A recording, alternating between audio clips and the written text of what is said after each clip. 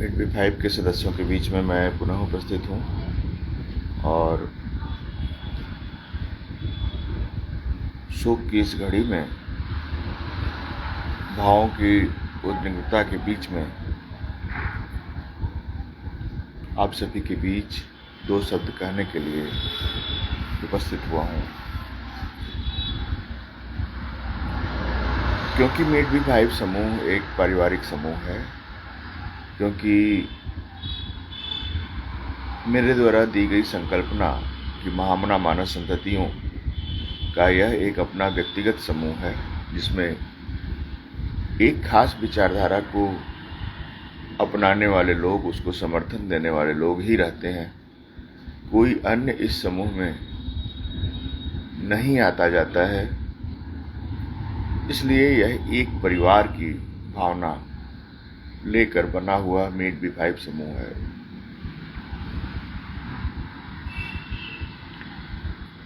हम सभी लोग इस मिड बी फाइव के गुणात्मक वृद्धि के लिए, गुणात्मक सुधार के लिए, गुणात्मक स्थापना के लिए अपने अपने हिस्से के कर्म करते हैं और मिड बी फाइव का सदस्य होने की जिम्मेदारी, जो सदस्य होने के कारण हमारे कंधों पर जिम्मेदारी आती है समाज के प्रति, उसको निर्विकार भाव से समाज के सामने सहजता से चलते हैं। निश्चित रूप से एक बहुत बड़ा दायित्व मिड बी फाइव सदस्य का सदस्य होने के कारण होते हुए भी बहुत ही सहजता से जीवन को जीने की कला यह समूह हम सबको सिखाता है। जैसा कि हम सभी जानते हैं कि मिड बी फाइव सदस्य या मिड बी फाइव की ट्रेनिंग प्रोग्राम, मीट कार्यक्रम की शुरुआत एक खास लक्ष्य को लेकर की गई है। सर्वथा सामान्य साहित्यिक समूहों की तरह ही कवि के साथ कॉफी, डॉक्टर सत्या होपटाक, अनुज्ञा होता यदि इसमें मिड बी फाइव की संकल्पना न जुटती। मिड बी फाइव की संकल्पना या मीट ट्रेनिंग प्रोग्राम की संकल्पना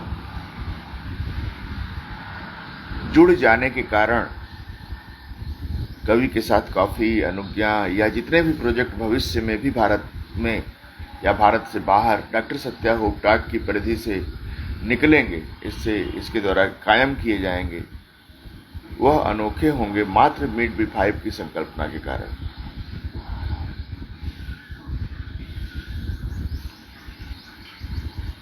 जब आप किसी रचनाकार को डिस्प्ले बोर्ड पर कला बनाते हुए देखते हैं तो पहली लकीर खींचे जाने के समय यह उस कलाकार को भी नहीं मालूम होता कि जो प्रतिकृति हम समाज के सामने रखने जा रहे हैं, बनाने जा रहे हैं, उसका यह स्वरूप बनेगा, यह इतना सुंदर होगा। वह कलाकार अपनी रचनाधर्मिता को बस करता चलता है और जो कृति बनती है वह उसे भी विशिष्ट लगने लगती है समय के साथ, जैसे जैसे रेखाचित्र उसमें जुड़ते जाते हैं।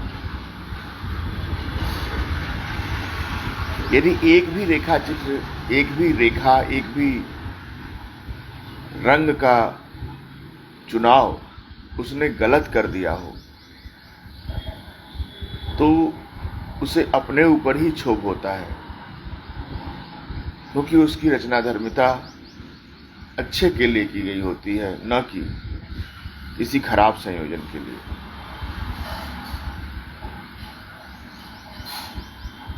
कवि के साथ कॉफी मिड बी फाइव डॉक्टर सत्या होपटाक के संस्थापक के रूप में, अन्वेषक के रूप में इसके चिंतक के रूप में, इसके प्रथम चिंतक के रूप में मेरी जो स्थिति है उसमें अब बदलाव नहीं हो सकता।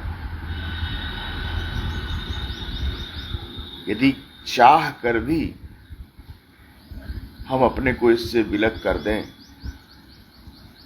तब भी मेरे द्वारा जो किया जा चुका है या मेरे द्वारा जो संकल्पना दी जा चुकी है समाज को, उसको परिवर्तित नहीं किया जा सकता।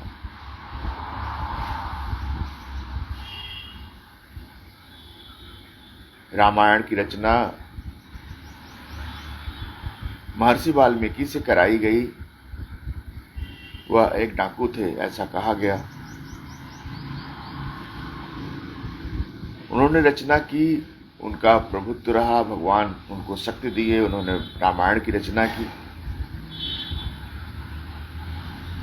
उनके किरदार में परिवर्तन माना गया कि उनको किसी संत ने, किसी मार्गदर्शक ने मरा मरा मरा मरा कहने की अपील की और कहते कहते वह राम कहने लगे, ऐसा है उल्लेख। और वाल्मीकि के हाथ से रामायण की रचना करा ली प्रभु ने।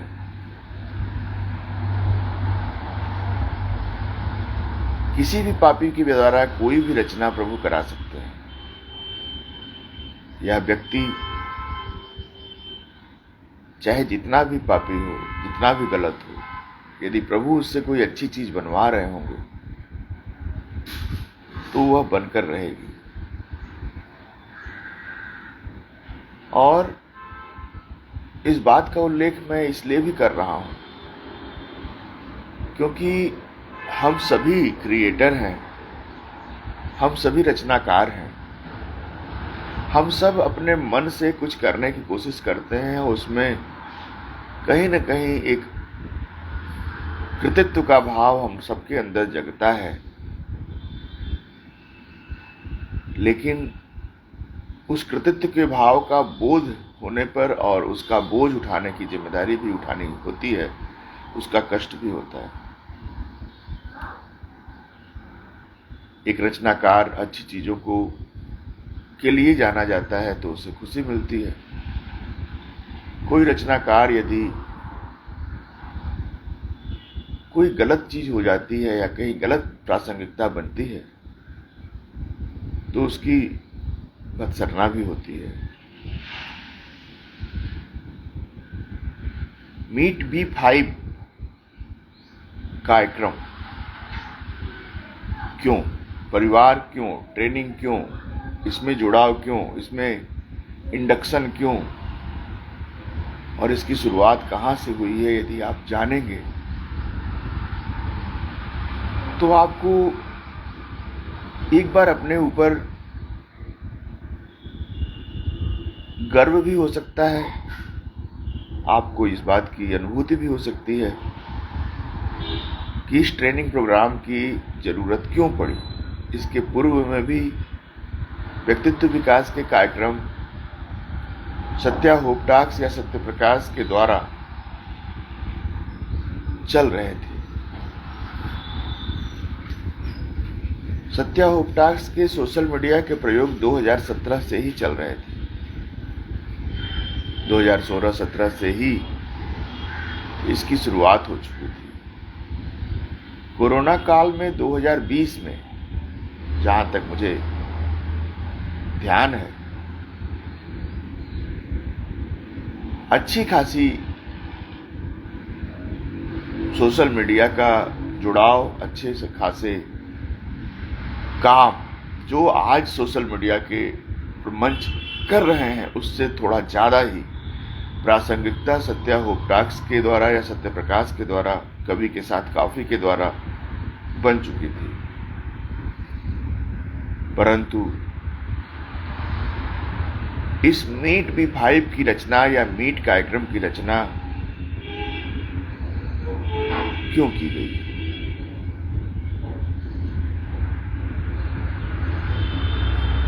मीट B5 की रचना उस महापुरुष के जन्मदिन पर की गई क्योंकि इसकी आवश्यकता एक वैज्ञानिक के द्वारा समझी गई। जो लक्ष्य था, सामाजिक लक्ष्य था, जिस लक्ष्य को लेकर एक वैज्ञानिक अपनी विचारधारा को लेकर खुलकर सोशल मीडिया पर यूं ही खड़ा हो गया, अपने परिवार की, अपने डिपार्टमेंट की सारी महत्वाकांक्षा या विशिष्टता को खोकर एक तरफ रखकर, हर चीज को छोड़कर सिर्फ और सिर्फ एक उद्देश्य के लिए कि सोशल मीडिया के माध्यम से सामाजिक पुनरुत्थान या भारतीय परंपरा को आगे बढ़ाना है, भारतीय संस्कृति की रक्षा करनी है, अपने समाज को बढ़िया बनाना है। इन सारी संकल्पनाओं को करने के उद्देश्य से, एक जिम्मेदारी के भाव से सोशल मीडिया पर उतरा हुआ व्यक्ति जब निराश हो रहा था, हार रहा था, तो अपने लिए एक फौज तैयार करने की परिकल्पना, अपने इस उद्देश्य को जिंदा रखने की परिकल्पना, एक ट्रेनिंग प्रोग्राम की परिकल्पना, जिसमें कि जुड़े हुए सदस्य, जिनको वह व्यक्ति एक बार कोई पाठ पढ़ा दे, एक बार कोई चीज समझा दे, एक बार जो मंत्र दे दे, उसके बाद वे जो विचारधारा से जुड़े हुए लोग हों, उस चीज को आत्मसात करते हुए हर संभव प्रयास करें कि वह परिकल्पना जीवंत रहे, वह कार्य जीवंत रहे, क्योंकि वह महामना मानस पंडित मदन मोहन मालवीय जी के जन्मदिन पर मीट B5 या मीट ट्रेनिंग प्रोग्राम की संरचना की गई, ट्रेनिंग शुरुआत की गई। इसमें एक फीस लेकर, जिससे कि सीखने का भाव, सिखाने का भाव, जुड़ने का भाव, कर्मचारी के रूप में काम करने का भाव, सत्या होपटाक के पदाधिकारी के रूप में जीवंत रहने का भाव स्थापित हो सके।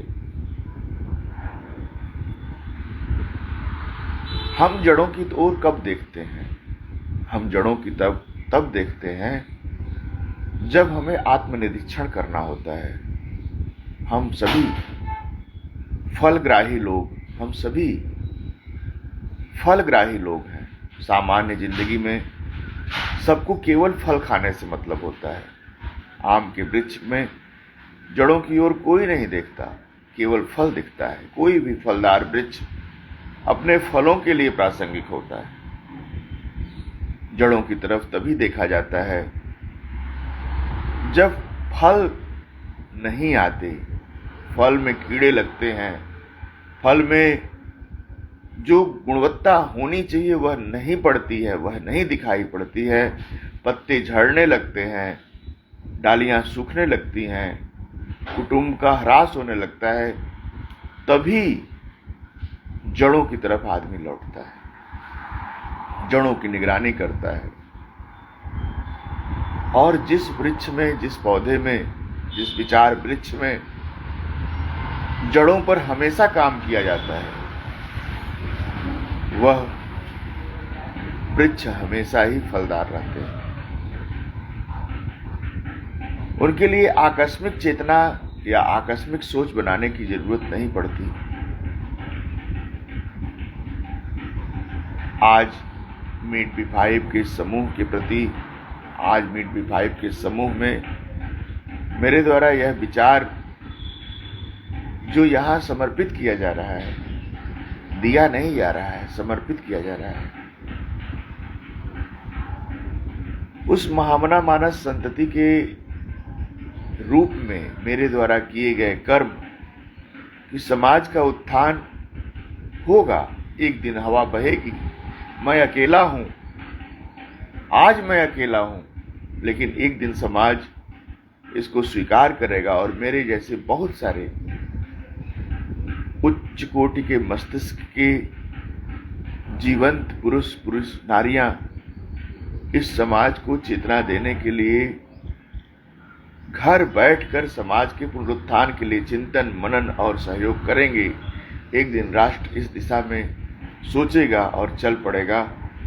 इस परिकल्पना को महामना से जोड़कर त्याग भावना से समाज में स्थापित करते रहने के लिए, चलाते रहने के लिए, इस द्वीप को एक द्वीप से दूसरे द्वीप तक बढ़ाते रहने के लिए हमने इस प्रोजेक्ट की रचना की। अन्यथा एक सामान्य साहित्यिक अनुष्ठान जो बहुत ही अच्छा है, बहुत ही अच्छा होता है, जितने भी साहित्यिक परिवार के, समाज के, हमारे पूरे विश्व में फैले हुए कुटुंब हैं, वह कहीं न कहीं इन्हीं उद्देश्यों की रक्षा कर रहे हैं। लेकिन फोर्स लगाकर, सेना लगाकर उसकी रखवाली, फोर्स लगाकर उनकी रक्षा नहीं की जा रही है। ट्रेनिंग प्रोग्राम नहीं चलाए जा रहे हैं। मानसिक चेतना को आंदोलित करने के लिए प्रोजेक्ट नहीं लिखे जा रहे हैं। मानसिक रूप से लोगों को एकाकार भाव से चलाने के लिए मीट बी 5 जैसे प्रोजेक्ट नहीं लिखे जा रहे हैं। वैसे उद्बोधन नहीं दिए जा रहे हैं। सदस्यता को बढ़ाने के लिए पुरजोर वकालत नहीं की जा रही है। सदस्यता में क्या है? जिस मूलभूत प्रक्रिया के तहत संस्थापक के या वैज्ञानिक के विचार को सुनकर आपने अपने कदम बढ़ाए हैं, उस विचारधारा को किसी और को सौंपने की जिम्मेदारी ही तो सदस्यता है। इस ट्रेनिंग क्लास में आकर कुछ सीखने और समाज के लिए कुछ करने की ही तो प्रक्रिया का नाम सदस्यता है। और सदस्यता है क्या? इस सदस्यता में रखा क्या है? इस सदस्यता की आवश्यकता क्या है? यदि मेरी इन बातों को अक्षर अक्षर कानों में सुनकर और अपने ऊपर अपने चिंतन को सही करके या इस दिशा में ढालकर स्वयं भाव से चलने की प्रेरणा न मिले तो इस सदस्यता का क्या अर्थ है? अपने व्यक्तित्व में महामना मानव संतति के रूप में जीने की इच्छा का पैदा होना यदि नहीं शुरू हुआ है तो इस सदस्यता का क्या अर्थ है? मित्रों, आज हम सब एक ऐसे मुहाने पर खड़े हैं जहां हम लोग अपने एक साथी को खोकर निराश और हताश हैं। और कहीं न कहीं हम सबके मन में एक द्वंद्व है कि यदि हम सब मिलकर भी आभा जी का स्थान लें तो वह नहीं ले सकते। उनकी एक प्रतिभा रही है। उस प्रतिभा की खोज कैसे हुई है? उस प्रतिभा की खोज इसी मीट सदस्यता अभियान, इस ट्रेनिंग प्रोग्राम, इस टैलेंट आइडेंटिफिकेशन प्रोजेक्ट के माध्यम से हुई है। आज अगर यह प्रोजेक्ट नहीं होता हम लोगों के पास, हमारे में, हम सब में यह जिज्ञासा नहीं होती कि हमें देश के टैलेंट को जोड़ना है, उनको काम करने का खुला मंच देना है, उनको मौका देना है, उनकी लीडरशिप में हमें चलना है, हमें ऐसे साथियों को जुटाना है जिसमें कि जिनकी लीडरशिप में हम चलें, तो क्या इस आभा को इस आभा के रूप में हम लोग पा पाते? या उस ऐसी कितनी ही आभाओं के खो जाने का कोई भी दुख हम सबको होता, पता भी चलता? इस मुहाने पर खड़े होकर हम यह स्पष्ट कह रहे हैं, यदि यह महामना मानव संतति के रूप में काम करने का अवसर आभा जी को नहीं मिलता तो इतने सारे साथी जो उनकी प्रतिभा से कितना आत्मिक जुड़ाव बनाकर आज उनकी कमी को एक विपन्नता के भाव से देख रहे हैं, वे आज शायद उनसे परिचित भी नहीं होते। उस परिवार, उस व्यवस्था, उस सोच को हिकारत की नजर से देखना, उस परिवार, उस चीज, उस सोच को गौण करना, उस चीज पर काम न करना, महामना मानव संतति के रूप में अपनी विचारधारा को समाज के सामने अन्य अन्य को प्रयोजित करने, प्रस्तावित करने की भावना से नहीं काम करना, नहीं सोच बनाना, इस काम को उल्टी दिशा में, उल्टी धारा में ले जाने जैसा होगा। जब जड़ों पर आप काम करेंगे, जड़ों की ओर लौटेंगे, जड़ों की बातों को देखेंगे, तो आपको इसके उस भविष्य को देखने का अवसर मिलेगा, उस चीज को, उस कल्पना को, उस परिकल्पना को देखने का अवसर मिलेगा जिसके लिए इस प्रोजेक्ट की रचना हुई। छिछलापन तो किसी भी चीज में देखा जा सकता है। भगवान का भोग लगाते हुए ब्राह्मण शंख बजाता है तो ब्राह्मण को कुटिल की संज्ञा दी जाती है कि वह समाज से फल फूल प्राप्त करने, बैठे बैठे सुख सुविधा प्राप्त करने के लिए वह जो है यह रूप बनाया है। भगवान की शरण में रहने वाले व्यक्ति को भी आज समाज चोटिल करता है मानसिक रूप से,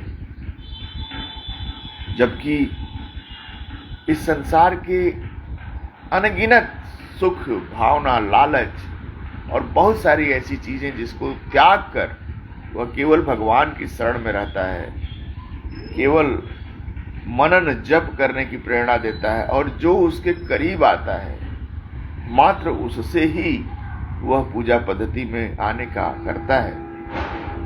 लेकिन इसके बावजूद उसके लिए यह समाज निष्ठुर होकर कहता है कि वह पुजारी ढोंगी है और मात्र भोग प्रसाद जो चढ़ता है उसकी आय है और उसी के कारण वह पूजा करता है। तो राह में चलने के पश्चात, राह में चलते रहने के पश्चात जब जीवन में सामान्यकरण हो जाता है किसी चीज का, जब पुजारी भगवान के करीब रोज जाने लगता है, रोज पूजा कथा वाचन करने लगता है, समाज में लोगों को भगवान की तरफ झुकने और त्यागी होने की भावना प्रेरित करने लगता है, तो वह एक सौदागर भी माना जाने लगता है, उसको सौदागर की भी संज्ञा दी जाती है। लेकिन मूल शुरुआत क्या है, इस पर जब दृष्टि जाती है तब पता चलता है कि शुरुआत तो इस बात से है कि इस जीवन के जितने भी प्रसंग हैं उन सब से च्युत होकर हटकर थोड़ी देर भगवान का स्मरण, भगवान के करीब आने की व्यवस्था का नाम पूजा है।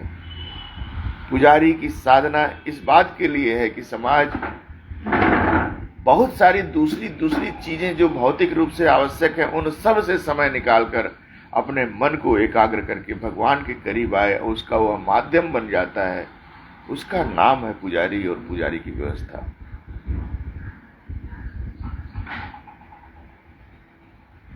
जब इस धरती पर भगवान की पूजा करने कराने वाले लोगों की सम्मान की रक्षा नहीं है, तो हमारे जैसे लोगों की, रचनाकारों की क्या कद्र होगी, या हमारे ऊपर क्यों नहीं प्रश्न लगेंगे कि इस तरह के प्रोजेक्ट की क्या जरूरत है। लेकिन जब आप मूल में जाएंगे तो आपको वही भावना, वही साधना दिखाई पड़ेगी,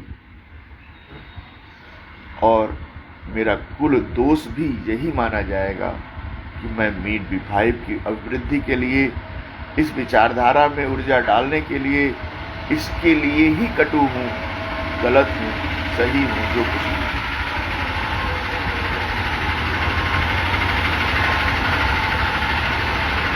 मित्रों, आज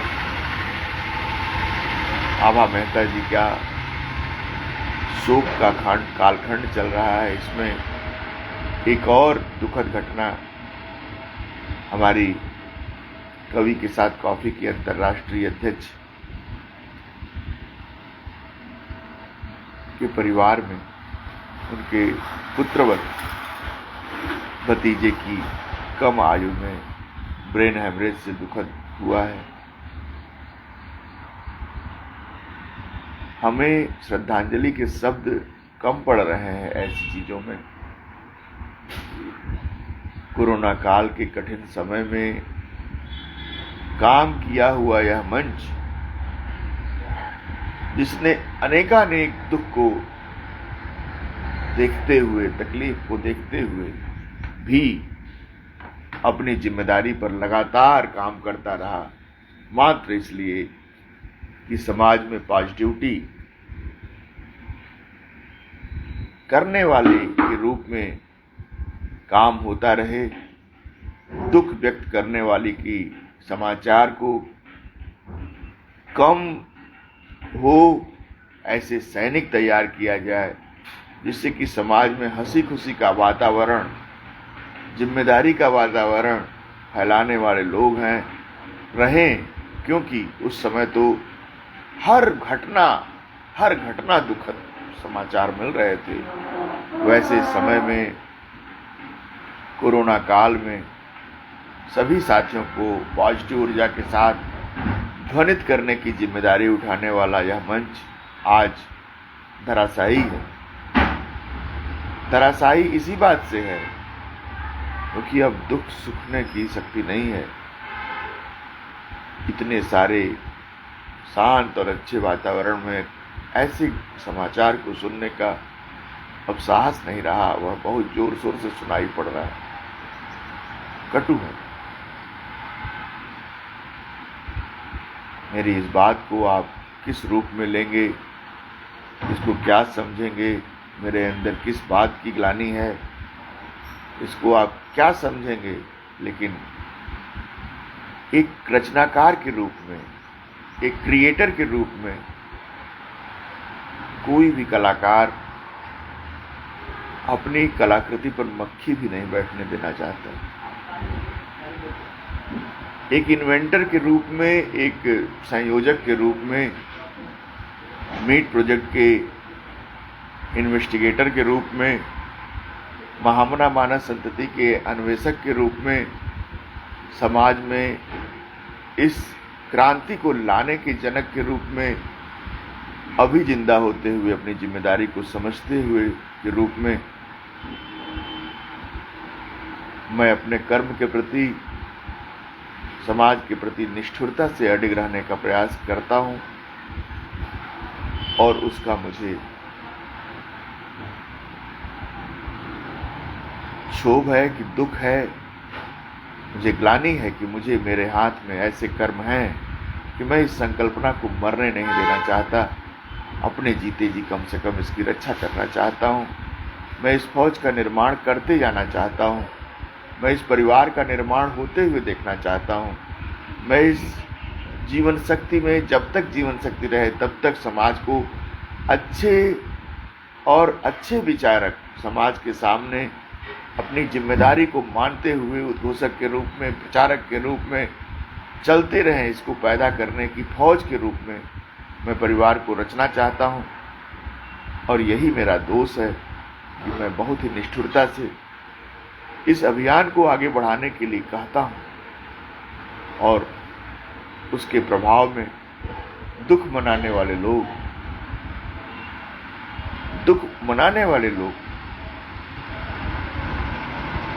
उस अभियान को चोट पहुंचा देते हैं। कभी कभी अभियान नहीं मरना चाहिए। मेरे अंदर दोष हो सकता है, मेरे अंदर कोई त्रुटि हो सकती है, मेरे अंदर कोई कमी हो सकती है, लेकिन परिकल्पना को जिंदा रखने में यदि मुझसे कोई त्रुटि भी हो रही है तो परिकल्पना की रक्षा के लिए मैं अपने मीट B5 के सभी साथियों से यही आग्रह करूंगा कि महामना मानव संतति के रूप में जो भी औजार आपके पास हो उसको लेकर पुनः इस साधना को करने के लिए जुट जाइए, क्योंकि आप केवल समाचारों में पहाड़ को काटने वाले दशरथ माझी की कहानी को पढ़ने के लिए नहीं पैदा हुए हैं। आपको मेरे साथ दशरथ माझी की तरह एक छोटी सी छेनी और हथौड़ी लेकर समाज के विकराल मानस प्रस्तर पर चोट पहुंचाने के लिए एक सैनिक के रूप में जिम्मेदारी दी गई है। मीट B5 का छोटा सा कुटुंब जो हमेशा ही छोटा रहेगा। जिस समाज से उसे लड़ना है, जिस समाज के लिए उसे काम करना है, जिस समाज में उसको सुधार करना है, उसके अनुपात में वह मक्खी के बराबर ही हमेशा रहेगा, मक्खी के बराबर ही रहेगा। उसकी संख्या असीमित नहीं है, बहुत कम ही रहेगी। वह छोटी छोटी छेनी और हथौड़ी दशरथ माझी की तरह ही आपको एक दिन न्याय देगी, एक दिन रास्ता सुगम करेगी। जितना भी रास्ता हम सब बना पाए हैं अभी तक महामना मानव संतति के रूप में, वह अभी समाज की आंखों को चमत्कृत करने के योग्य नहीं है। अभी एक किंकरी के बराबर भी हमारा समाज में स्थान नहीं है। जितने भी काम अभी हम किए हैं या कर रहे हैं, वो जो जिस बड़े समाज की सुधार के लिए, जिस समाज की रचना को संभालने के लिए हम काम कर रहे हैं, उसकी आंखों में एक किरकिरी के बराबर भी हम लोगों का अस्तित्व नहीं है।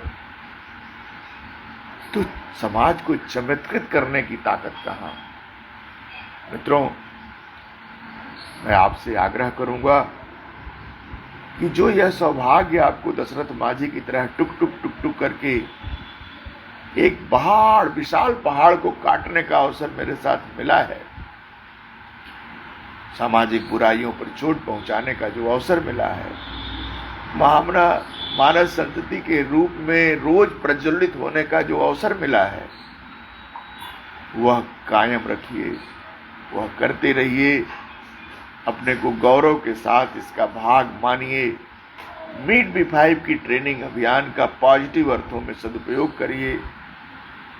मीट B5 की सदस्यता को स्वीकार करिए। उसके लिए यदि किन्हीं किन्हीं पदाधिकारियों को, जिनको इसकी जिम्मेदारी देते हुए मुझे कुछ शब्द कहने पड़े, उसका दुख मुझे अतिशय है, क्योंकि कर्म ना होता तो मैं ऐसा ना होता। इस कर्म को करने के लिए मुझसे अगर कोई पाप भी हुए तो मैं उसको क्षमा मांगूंगा, लेकिन मैं दृढ़ हूं इस बात के लिए कि बिना कटु हुए, बिना कड़ा हुए कहीं कहीं कोई विमर्श स्थान नहीं पा पाता। मधुरता में बहुत बल है, लेकिन जब मधुरता असहाय हो, तड़प रही हो निष्ठुरता के आगे, तो कठोरता भी कभी कभी प्रासंगिक हो जाती है। राम जैसा सद्गुणी मर्यादा पुरुषोत्तम व्यक्तित्व भी हठी समुद्र के आगे क्रोध में खड़े हो पड़े। हमारे में क्या है? मित्रों, ब्रह्मदोष तो राम को भी लगा था, तो दोष तो इस धरती पर लगना स्वाभाविक है। हमारी जिम्मेदारी क्या उस बल्ब की तरह है, क्या उस इन्वेंटर के रूप में है, क्या उस इंजन के रूप में है, जिससे कि यह दीप शिखा जलती रहे। हम उसके लिए जब तक जीवंत हैं तब तक हम अपने कर्म करें। मेरी बातों में यदि आप मर्म समझ चुके हों, जो समझ लिए हों, क्योंकि आप यदि अभी तक मेरे साथ हैं तो इसका अर्थ ही है आप मुझे अपना समझते हैं, तभी अब तक मेरे साथ हैं। और आप निश्चित रूप से उसकी रक्षा करिए, उसको आगे बढ़ाइए, उस परिकल्पना को आगे बढ़ाइए, जिससे कि एक दिन वह बहुत बड़ा समाज चमत्कृत हो इसकी स्थापना से, इसके कार्यकुशलता से, इसके सद्गत कार्यों से चमत्कृत। दोष निकालना कठिन है, दोष निकालना आसान है, लेकिन परिकल्पना को नई ऊंचाई देकर उसको एक नया मापदंड दे पाना कठिन है। मैं श्रद्धांजलि के शब्द के साथ साथ अपनी जिम्मेदारी पर हूँ, और आज मैंने वह भावना व्यक्त की है जिससे कि मेरे मन के कुछ अपराध बोध कम हो, क्योंकि हमने कर्म के लिए कोई शब्द किए, कोई प्रयोग किए, कोई बात कही। इस उद्देश्य को जिंदा मेरा कोई व्यक्तिगत नहीं रहा है।